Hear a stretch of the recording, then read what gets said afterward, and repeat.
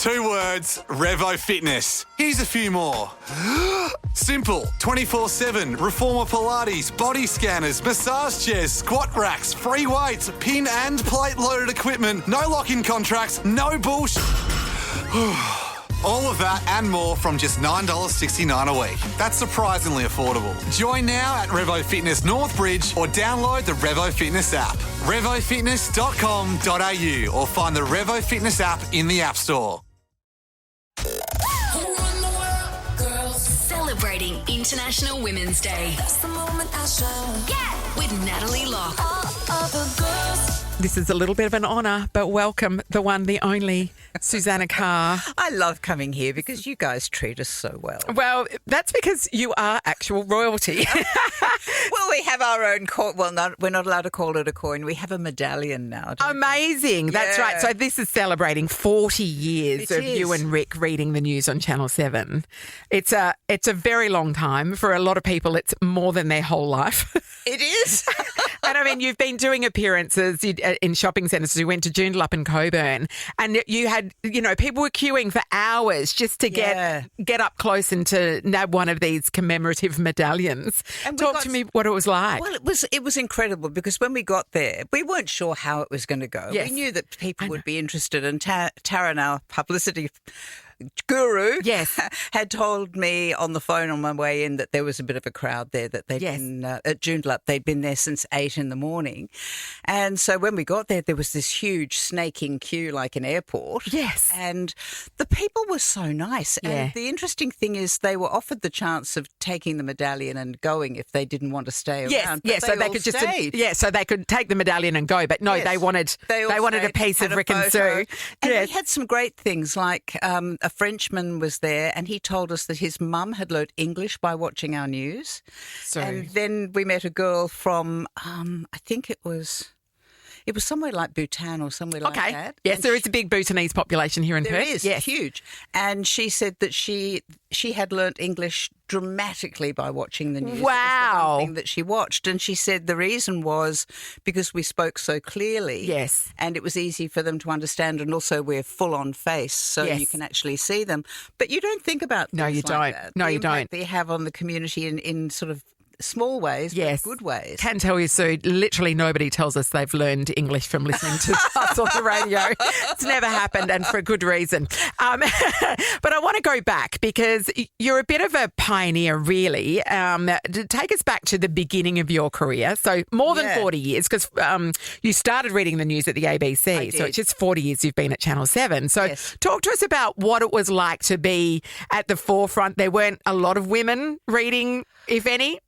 When I joined the ABC, I joined the announcing staff. There were Yes. 18 staff, and I was the only woman there. 17 men, most of whom were over about 6'4". I Yes. seem to spend my life surrounded by men who were really, really tall. Yes. But yes, that there were no women. So I started there as a radio announcer, and then I did music programs and education programs and comparing, and then they suddenly went, bing, maybe we should let her have a go at television news because she's been reading radio news for quite a while now.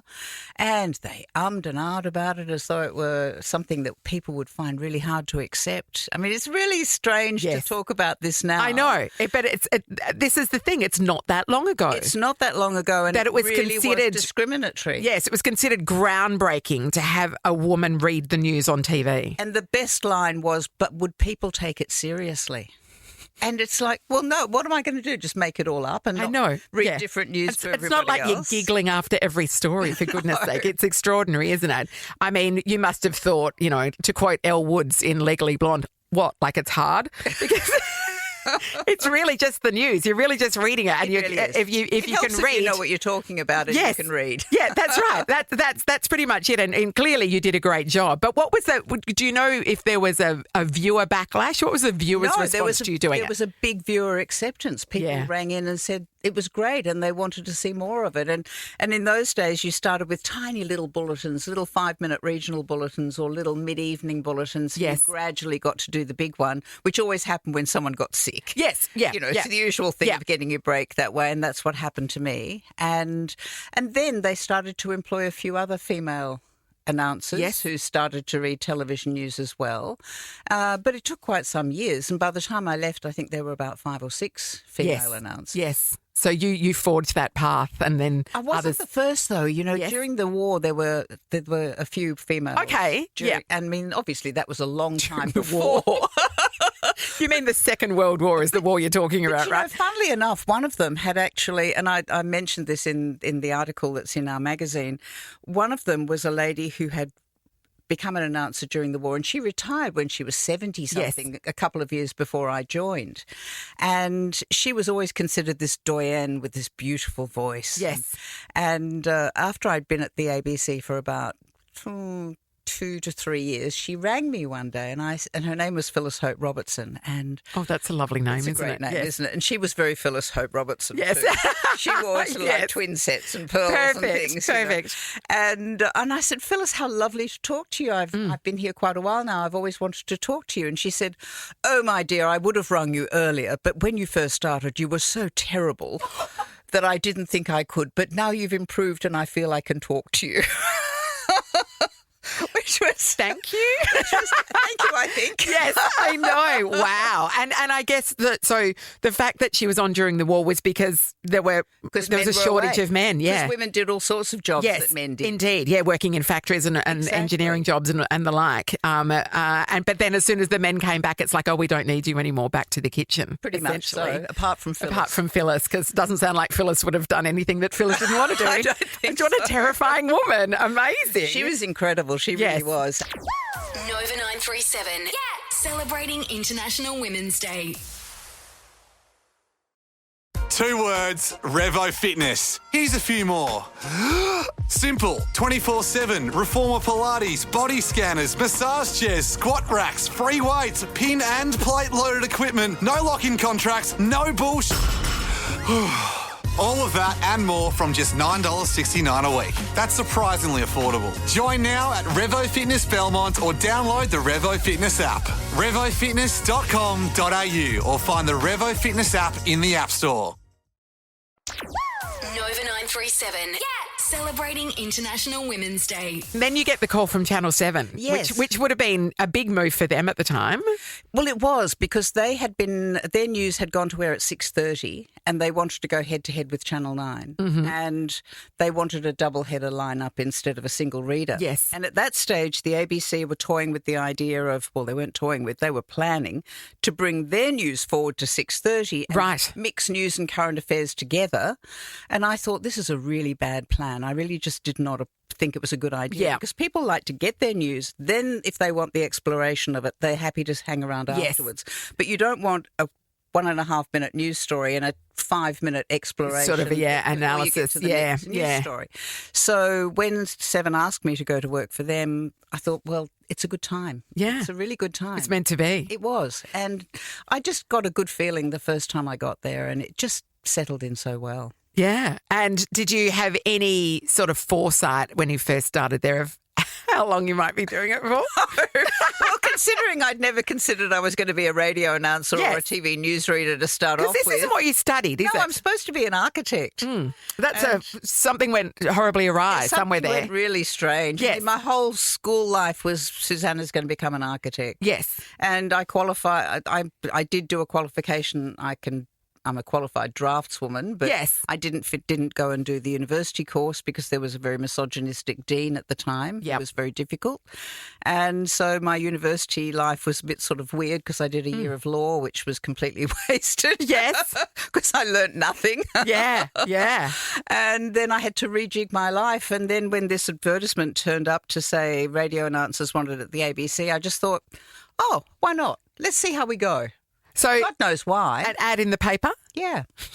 I still have that ad. Do you? How amazing. And what on earth was I doing? Why did I go? Yeah. But sometimes you just make those decisions. It's almost fatalistic, really, isn't it? In that it seems predetermined. It's the old sliding doors thing. Yeah. And I'm a great believer in if the universe offers you something, you've got to be aware of it and, Yes. and alert to it and open to it. Yes. And that's how I'm not a great person for planning, but I'm a good person to take opportunities when I Yes, see them. that intuition kicks in and you're Yeah. like, maybe we'll just give this a go. Yeah. It's amazing, isn't it? I know. What an incredible, as you say, that is a sliding doors moment that had you not answered that ad. Had I not read the paper that day, Yeah. why was I looking in the job? In the job, exactly. I was at university at the time. Why was I doing that? Yeah. It's meant to be. Yeah. Clearly meant to Yeah, be. And you've proven that it was the right decision. There's a bit of longevity. I there. know, right? That's right. And like, there's no sign of you stopping, really, is there? I mean, you can't do this forever. No, but no, I suppose not. One day I'll die. People must ask you all the time about, when are you going to retire? Oh, they do. It Yes. drives me nuts because Yes. I think, am I not doing the job well? No, well, that's not true. You are doing the So, job well. While I'm doing the job well, while I like it, while the company likes it and the people like it, I'm happy. Yeah. It's good. Yeah.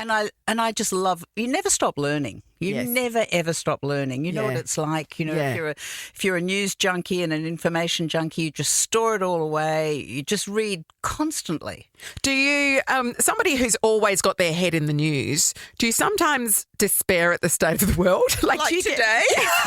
Do you get that feeling sometimes? Because, I mean, even we do, and we're nowhere near in the thick of the news as you, but when it's coming at you so fast, and with the 24-hour news cycle now, Yeah. that it does feel like you're constantly bombarded with fairly serious news stories from all So over the much. world. Whereas I think that was sort of tempered a little bit when, you only got your news from the paper in the morning and from watching the news at night. Now it's 24 hours a day. It is, and it's the first thing I do in the morning, which probably sometimes Not healthy, doesn't but help my day.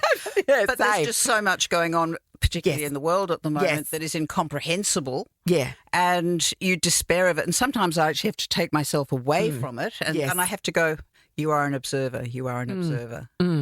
You cannot do anything about what's going on. Yeah. You can only observe and hope and Yeah. wish well. Yes. Because there's so much bad stuff Yes. going on. And so much. it's one thing when it's natural disasters, but it's even Yes. worse when it's stuff that When it's humans people. are doing against humans. Yeah. It is. It is. Yeah. And I think at the moment we're sort of reaching some sort of crescendo. Feels that way, doesn't it? It does. It does. And don't you feel helpless? Yes. I'm an observer. Yeah, that's right. Yeah, absolutely. It's tough, isn't it?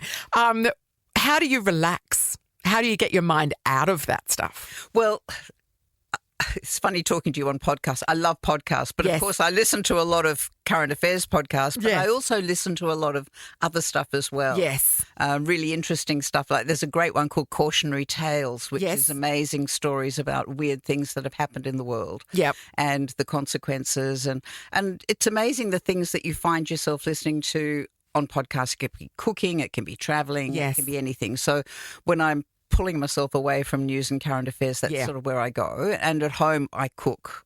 I love cooking so Yes. much. And I love being outside, walking, swimming, Yes. no running. Yeah, Sean has seen you down the swimming pool. It's so funny. Do you want to tell everybody about Sean, Absolutely. meeting Sean at the swimming pool? So I'd been to the swimming pool. I'd done my laps. I was in my car and I saw a friend who I hadn't seen for ages, and we're having a chat. And Sean turns up to do his laps. And he's in preparation. It was just a couple of days Yes. before the Rottnest swim. And Sean also knows this friend of mine. So we had a little chat together. Yes. And Sean said, okay, I'm off to do my laps. Bye. Time goes by. He does all his Sean laps. does all his laps. comes All out, his we're laps, which still is a talking. lot of them. And then he gets out of the pool and you are still gabbing away in the car park. The look on his face was wonderful. And I think we both said, actually, we probably do need to go now. I think we've covered enough ground. I love it. Well, Susannah, thank you so much. It's a glittering career that is nowhere near over yet. No, it's still we're going. going to be watching you deliver our news for a long time. You are the world record holders, Yeah. you and Rick, for the longest time of news anchors. So 40 years is every day is a new record. It is. So you're, no, I you're don't breaking think- your own record. As long as we're still here, no one's going Yeah. to beat us. But I don't think anyone will beat us unless there's some obscure country where two people Yes. have been reading news forever. Yes. I can't imagine Like it a being couple of beaten. Kazakhstani news anchors or something Yes. like that we don't know about. Good luck if they're trying to beat you guys, because the record is going to be substantial by the time you eventually do retire, which is nowhere in the near future. Who knows? Who knows what the universe holds? Thank you, Queen Susie. Thank you, Nat. Nathan, Nat and Sean is a Nova podcast. For more great comedy shows like this, head to novapodcasts.com.au. 2 words, Revo Fitness. Here's a few more. Simple, 24/7, reformer Pilates, body scanners, massage chairs, squat racks, free weights, pin and plate loaded equipment, no lock-in contracts, no bullshit. All of that and more from just $9.69 a week. That's surprisingly affordable. Join now at Revo Fitness Belmont or download the Revo Fitness app. RevoFitness.com.au or find the Revo Fitness app in the App Store.